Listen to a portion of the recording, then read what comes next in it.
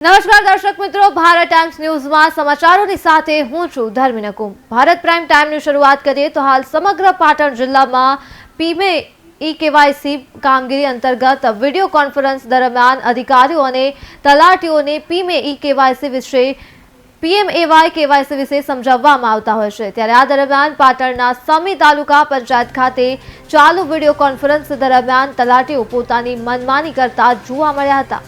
તાલીમ દરમિયાન તલાટીઓ અને ગ્રામ સેવકને તાલીમ લેવાની જગ્યાએ અધિકારીઓ પોતાની મોબાઈલ ફોનમાં વ્યસ્ત જોવા મળ્યા।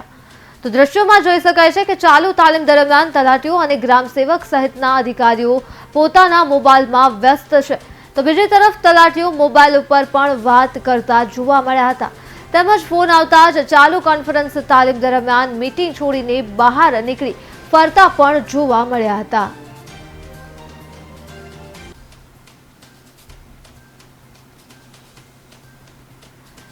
તો અધિકારીઓને વિડીયો કોન્ફરન્સથી તાલીમ આપવામાં આવી અને અધિકારીઓ તાલીમ લેવાની જગ્યાએ ફોનમાં વ્યસ્ત જોવા મળ્યા, ત્યારે તલાટીઓ ફોન ઉપર વાત કરતા જોવા મળ્યા હતા।